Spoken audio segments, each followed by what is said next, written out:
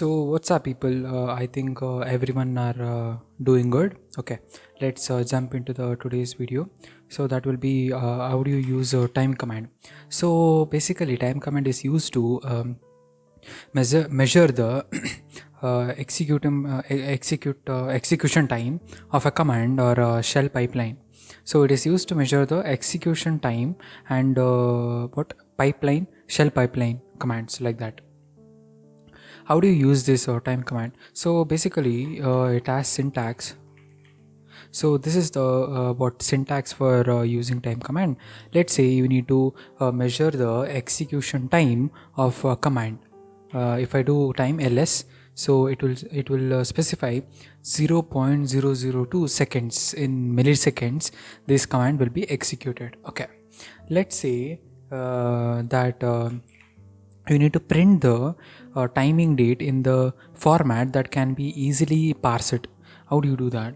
So time, then p for parse, then sleep 2.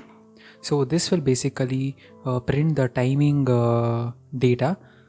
So see, you can see there that I specified for about 2 seconds. In the real you can see that it is calculated as 2 seconds.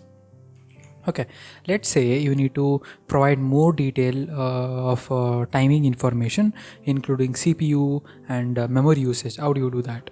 So time -v then ls. So it will basically show what the CPU utilization and the memory utilization, I guess. So there is no v command, I guess. Let me do man and time. Let me see there is no -v command. Okay, sorry for that. So if you use -v, this is basically printing the CPU and memory usage. Okay, let's say you need to redirect the timing output to a particular file. How do you do that? So time, then o small o, then timing timing dot txt. Then we need to specify command. Then if you do ls, maybe -0 is also not present, I guess, because in the older version of Linux -o was there, that was outputting it. Or else instead of doing this, you can use a redirection timing.exe. So this will also basically what save all the commands, all the output of the particular command. Okay, let's say you need to append the timing output to a file. Then you need to use time -a. So this will append, but since this new OS is not supporting to use -a, then I can't show you the output.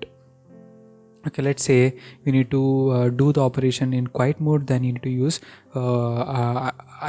-q. Let's say you need to display a more portable outputs format for timing data. You can use portable, portability and ls. So this command is not for actually in the older version of this Linux, these arguments was there, but in the newer version of Linux they deleted this they removed this particular arguments, so you can't see this arguments. So if you need more details about a time command, you can go for man and time. It will obviously show more depth information about time. Maybe it has a version, I guess. Version, yeah, there is no version. Okay, so that is all up guys. That is how you use time command, and thank you for watching. Bye.